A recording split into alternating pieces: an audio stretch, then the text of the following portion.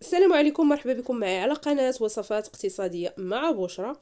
بالنسبة لاقتراح اليوم غادي نشارك معكم ان شاء الله طريقتي في تحضير الصفة بواحد الطريقة سهلة ماهلة بالنسبة للناس اللي ما عندهمش الوقت ولا كتعجبهم الصفة وكتجيهم صعيبة في التحضير ديالها، بكثرة ديال المراحل وكثرة التفويرات. هنا غادي نحضروها غير بجوج تفويرات وبواحد الطريقة وبواحد المكون اللي كيخليها تجي معلكة وبنينة، واللي ذاقها عندكم يطلب لكم المقادير والطريقة. كنحتاجو التحضير ديالها. هنا كميه ديال السفه، انا عندي هنا نص كيلو ديال السفه، كتاخذوها ديال الباكيه ولا ديال العبار، المهم اختاروا نوعيه اللي كتكون ممتازه. انا كنخدم بالسفه ديال الاتقان. عندي نص كيلو ديال السفه اللي خضيته، كنديرو في واحد القصريه، وغنضيف ليه هنا واحد 3 حتى 4 المعالق ديال زيت نباتيه، وكنلبس مزيان دوك الحبات ديال السفه بالزيت. في هذا الوقت راني خديت البرمه، درتها فوق العافيه فيها الماء وخليتها كتغلي باش نربحوا الوقت. صافي هنا كنلبسوها مزيان، ضروري تلبس مزيان جميع الحبات ديال السفه يتلبسوا لينا بالزيت. هذه هي الطريقه اللي ضروري تكون في البدايه ديال اي صفه. كناخذوها وغادي ناخذوا الكسكاس وكناخذوا ديك الصفه وغادي نديروها في الكسكاس. وفي هذا الوقت انا راه الطنجره عندي غلات، البرمه غلات باش غادي نحط فوقها الصفه تفور. تبعوا معايا المراحل، راها ساهله ماهله هاد الصفه، جربوها وردوا عليا. صافي هنايا ملي كنعمروها في الكسكاس كناخذوا هنايا ضروري واحد المنديل اللي كيكون خاص نقي، خاص بالمطبخ، كيكون نقي. كنغطيوها وغادي نديرو فوقها الغطا وغادي نحطها فوق البرمه تبخر. هنا راه غلا ليا الماء كي كتشوفوا معايا. كنغطيو ديك البرمه، كنديروا الغطا وكنخليوها، كنحسبوا ليها 20 دقيقه حتى تبخر مزيان. تبعوا معايا الطريقه وكذلك التوقيت.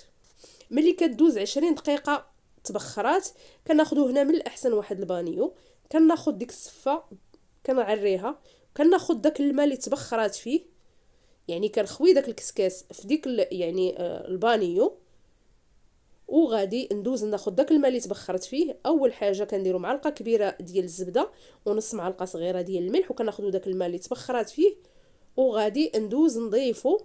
هنا راه غير كانت بقات عندي صفه لاصقه في في الكسكاس، ضفتها وغناخذ داك الماء اللي تبخرات به وغادي نخويه فوق منها، خويه فوق منها كامل. هنا كناخذ واحد الملعقه وكنحركو مزيان باش كامله يدخل لي هذاك الماء المغلي. هنا كنحسبوا ملي خوينا عليها الماء 2 دقائق، 2 دقائق فقط، ما تفوتوش. كديك 2 دقائق راه هي فاش انها كتشرب مزيان، وملي غادي نعاودو نفوروها تطيب لينا بسرعه. هنا صافي داز 2 دقائق صفيتها، كتصفيوها هنايا كي كتشوفوا معايا. انا هنا صفيتها، من غادي نديرها تصفى من داك الماء كي كتشوفوا معايا. 2 دقائق فقط، ما تفوتوهاش 2 دقائق. هنا كندوز نصفيها من داك الماء، نخليها تتسقطر مزيان من داك الماء. هنا خليوها عطيوها الوقت تتسقطر، بلا ما تردوها فوق العافيه. انا راه خويتها هنا باش داك الماء يهبط للبرمه. غادي نحيد داك الكسكاس من فوق البرمه وغنخليها تسقطر مزيان واحد 5 دقائق حتى تسقطر وكتشرب مزيان. ملي تسقطرات غادي نردها للقصريه كي كتشوفوا معايا. هنايا راه ما زربتش لكم الفيديو، خليت لكم المراحل باش تشوفوا معايا النجاح ديالها كيفاش كتنجح غير بجوج تفويرات. هنا صافي ملي رديتها وهي سخونه غادي نضيفوا الزبده، تقريبا غنضيف واحد معلقه ونص كبيره حتى لجوج ديال الزبده، ساشي ديال الفاني. وهنايا غادي نضيفوا السكر حسب الذوق، وما عمركم تضيفوا السكر ثقيل، السكر كلاصي راه كيطلق الماء. ديروا السكر حبيبات راه كيذوب وما كيطلق لا مال حتى شي حاجه. وهنا غادي نضيفوا واحد الياغورت بالنكهه اللي بغيتو، يا اما بنان يا اما فاني، بجوج كيعطيونا مذاق رائع. كديروا ساشي ديال الفاني بسكر بالنكهه ديال الفاني، وكتضيفوا ياغورت يا اما فاني ولا بنان، بجوج كيجي المذاق ديالهم رائع. هاد الياغورت كيعطينا واحد التعليكه وواحد المذاق واعر بزاف. اللي ذاقها عندكم داك المذاق ديال الفاني ومع الياغورت وديك التعليكه كيسولكم على كيفاش صايبتوها. هنايا كتخلطوا مزيان بيديكم، الا كانت سخونه ديروا ملعقه خشبيه حتى كتدخل لها ديك الزبده وداك الياغورت كامل هذوك، يعني ديك الشعريه ديالنا. هنا الا كنتو زربانين كديروها مباشره فور باش انكم تقدموها. كنتو مثلا عندكم الوقت ممكن تغطيوها وتخليوها، راه ما كتخسر ما حتى شي حاجه. كديروا هاد المراحل وتوقفوا هنا، كتغطيوها وتخليوها حتى الوقت اللي تبغيو تقدموها. يعني عندكم شي ضيافه ولا عاد كتكونوا باغيين تقدموها، عاد كتعمروها في الكسكاس وكتردوها تفور. يعني كتردوها تفور ما كتحتاجش الوقت بزاف، يعني كتحتاج منكم يعني واحد 4 5 ديال الدقائق كديروها كتفور. غير كتطلع فيها تبان لكم طلعت فيها الفوره صافي راه كتكون واجده، كتهزوها تقلبوها كتلقاوها راه طابت وهي هذيك. يعني واحد 4 5 دقائق كتبان لكم طلعت فيها كلها جمعات الفوره، كتهزوها وتقدموها. ودابا راني انا طلعت فيها الفوره، انا غادي نقدمها مباشره. هنا راه لا خويتها من الكسكاس. هنا دائما كتخدموا بواحد الفرشيطه، لان كتكون يعني كتعرفوا السفه ملي يلا كتهبطوها كتكون باقا شاده السخونيه بزاف وكتكون معلكه. هنا صافي كتحاولوا ما امكن انكم تفكوها وتقادوها.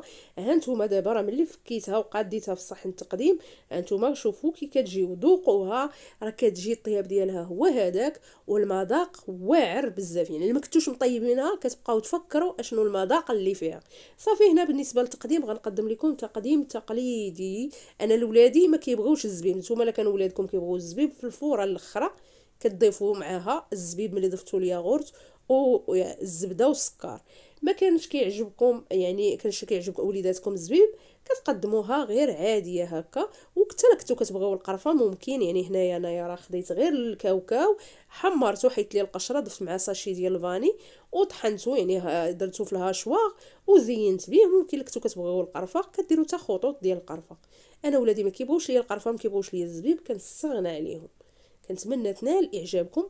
هذه هي الصفه سهله ماهله كتوجد خفا زربا لضيوف الغفله ولا الناس اللي كتعجبهم الصفه وكتجيهم صعيبه شويه في التقديم ديال في التحضير ديالها عفوا. جربوها بهذه الطريقه، انا متاكده غادي توليو طيروا فيها وتوليو فين ما تشهيتوها تنوضوا يعني توجدوها. مقادير الوصفه راه غتلقاوهم في صندوق الوصف، كذلك وسائل التواصل الاجتماعي الخاصه بيا. ولا عجبتكم دائما يعني القناه الوصفات بارطاجيوهم في وسائل التواصل الاجتماعي باش تعم الفائده. وهذه الصفه ديالنا كتقدموها بالصحه والراحه. شكرا على المتابعه ديالكم، وبسلام عليكم في فيديو قادم ووصفه قادمه ان شاء الله باذن الله تعالى. بسلام عليكم.